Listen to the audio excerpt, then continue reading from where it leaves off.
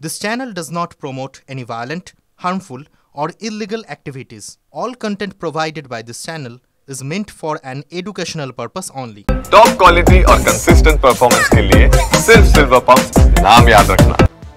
নবান্ন অভিযানে পুলিশ পেটানোর অভিযোগে গ্রেফতার আরও এক। পুলিশের উপর হামলার অভিযোগে গ্রেফতার মানস সাহা।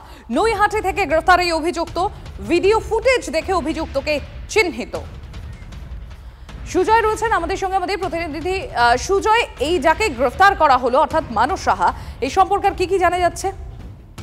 দেখো, সেই ঘটনার ভিডিও ফুটেজে মানস সাহাকেও দেখা গিয়েছিল, তেমনটাই পুলিশের তরফ থেকে দাবি। এবং এই নিয়ে দ্বিতীয় গ্রেফতারি নবান্ন অভিযানের দিন যে অশান্তি হয়েছিল, সেই অশান্তির ঘটনায় পুলিশকে মারধরের ঘটনায় মানস চন্দ্র সাহাকে গ্রেফতার করা হয়েছে। নৈহাটির বাসিন্দা, ধৃত ব্যক্তির রাজনৈতিক পরিচয় রয়েছে তেমনটা জানা যাচ্ছে এবং আজকেই তাকে আদালতে তুলে পুলিশ নিজেদের হেফাজতে নেবে। তার কারণ পুলিশের মূল উদ্দেশ্য যে এই পুলিশের উপর যে হামলার ঘটনা ঘটেছিল তার পিছনে কারো কোনো নির্দেশ ছিল কিনা বা পূর্ব পরিকল্পনা ছিল সেটা জানা।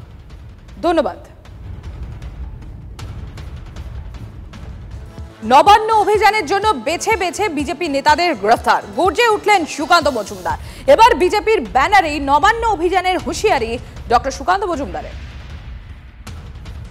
বিজেপির নেতাদেরকে গ্রেফতার করে এটা প্রমাণ করার চেষ্টা করবে, কিন্তু পুলিশ যদি মনে করে যে বিজেপিকে নেতাদেরকে এইভাবে আটক করে এবং পতাকা ছাড়া বিজেপি নেমেছে তাতেই এই অবস্থা, তাহলে পুলিশকে আমি বলছি তৈরি হয়ে থাকুন, আগামী দিনে বিজেপি পতাকা নিয়েই প্রয়োজনে নবান্ন অভিযান করবে এবং নবান্নে গিট খুলে নিয়ে চলে আসবে।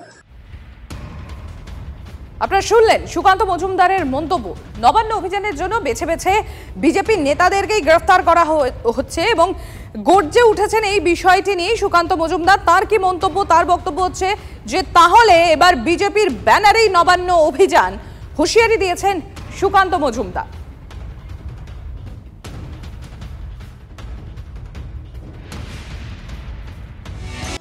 টানা বৃষ্টি চলছে আর এই টানা বৃষ্টিতে বিপর্যস্ত উত্তরবঙ্গ। 29 মাইলের কাছে 10 নম্বর জাতীয় সড়কে ধস, বন্ধ সিকিমগামী রাস্তা। কি অবস্থা সেখানে?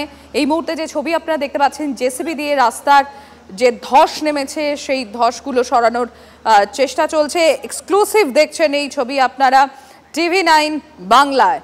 এক্সক্লুসিভ আপনারা সেই ছবি দেখছেন TV9 বাংলায়। 29 মাইল থেকে আমাদের সহকর্মী প্রসেনজিৎ রয়েছেন আমার সঙ্গে। প্রসেনজিৎ, যে ছবি আমরা এই মুহূর্তে দেখতে পাচ্ছি মেশিন নিয়ে রাস্তার যে বন্ধ রাস্তা, সেই বন্ধ রাস্তায় ইতিমধ্যে সেই ধ্বংসাবশেষগুলো সরানো হচ্ছে। ওখান থেকে যে ধস নেমেছে, কতক্ষণে সেখানের যানবাহন চলাচল বা পরিবেশ পরিস্থিতি স্বাভাবিক হবে বলে এখনো পর্যন্ত জানা যাচ্ছে প্রশাসনিক তরফে? দেখো, যে বাঙালিরা পাহাড়কে ভালোবাসেন, বারবার পাহাড়ের টানে প্রকৃতির টানে আসেন, তারা এই গোটা এলাকাটাকে হাতে তালুর মতো চেনেন। এটা 29 মাইল সিকিমে যাওয়া লাইফ লাইন NH10 29 মাইল। সেই জায়গায় এই রাস্তাটার ছবিটা যদি একবার দেখাই, যদিও এখন আর একে রাস্তা বলা যাবে না, কারণ গোটা রাস্তাটাই তো নদীগর্ভে বিলীন হয়ে গিয়েছে। এবং শুধু এই এলাকায় নয়, এই শিলিগুড়ি থেকে এই এলাকায় পৌঁছতে গিয়ে একাধিক বাধা বিপত্তি পেরিয়ে কিন্তু আমাদেরকেও এখানে আসতে হলো। তার কারণ একাধিক জায়গায় রাস্তা বসে গিয়েছে, কোথাও কোথাও ধসে গিয়েছে এবং সবচেয়ে বেশি ক্ষতিগ্রস্ত এই 29 মাইল, যেখানে গোটা রাস্তাটাই আর নেই। এবং যে ছবিটা একমাত্র TV9 বাংলা একদম গ্রাউন্ড জিরো থেকে আমরা দর্শকদের দেখাচ্ছি, এই মুহূর্তে কিন্তু পাহাড় কেটে নতুন করে রাস্তা তৈরি করা হচ্ছে।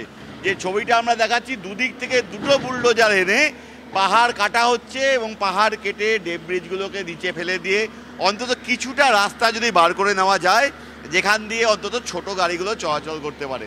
তার কারণ এই মুহূর্তে সিকিমের লাইফ লাইন এই NH10 বন্ধ। আগামীকাল অবধি এমনিই বন্ধ থাকার কথা ছিল, নতুন করে এই বিপর্যয়। ফলে কবে নাগাদ এই রাস্তা খুলবে তা নিশ্চিত নয়। বিকল্প যে রাস্তা, সেই বিকল্প রাস্তায় অর্থাৎ কালিম্পং হয়ে লাভা হয়ে যে রাস্তা, সেই রাস্তাও কিন্তু বন্ধ রয়েছে। একাধিক জায়গায় ধস রয়েছে, কোথাও ব্রিজ বসে গিয়েছে। সেই কারণেই কিন্তু কার্যত সিকিমের সঙ্গে আক্ষরিক অর্থেই সমস্ত যোগাযোগ বিচ্ছিন্ন। দার্জিলিং থেকে যেটা তিস্তা বাজার ওই রাস্তাটা যায় সিকিমের দিকে, সেই রাস্তাও কার্যত বিচ্ছিন্ন। একদম গ্রাউন্ড জিরো থেকে ছবি দেখাবো কি করে পাহাড় কেটে রাস্তা তৈরি করার চেষ্টা হচ্ছে। দুধারে কিন্তু অসংখ্য গাড়ি দাঁড়িয়ে আছে, যারা আছেন নানা জরুরি প্রয়োজনে বিভিন্ন জায়গায়, কেউ শিলিগুড়ি যাবেন, কেউ বা শিলিগুড়ি থেকে সিকিমে যাবেন, তারা আটকে আছেন। কবে নাগাদ রাস্তা খুলবে তা এখনও নিশ্চিত নয়। তবে প্রশাসন চেষ্টা করছে, যেহেতু আজকে সকাল থেকে আবহাওয়ার কিছুটা উন্নতি হয়েছে এবং আমি দেখাবো আমার বাদিক দিয়ে কিন্তু তিস্তা বয়ে যাচ্ছে। গতকাল রাতেও জলের স্তর প্রচণ্ড পরিমাণে বৃদ্ধি পেয়েছিল। আজ সকাল থেকে জলস্তর কিন্তু অন্তত এই পাহাড়ি এলাকায় কিছুটা কমেছে, কিন্তু সবচেয়ে বেশি বিপদের মুখে পড়তে হচ্ছে এই রাস্তাগুলোকে নিয়ে, যেখানে এই গোটা রাস্তাগুলো কার্যত ধসে যাচ্ছে এবং বেলা বাড়লে রোদ যদি ওঠে, শুধু ধসে যাওয়াই নয় প্রসেনজিৎ, রীতিমতো নিশ্চিহ্ন হয়ে গিয়েছে বলা যায় যা অবস্থা। ধন্যবাদ তোমাকে।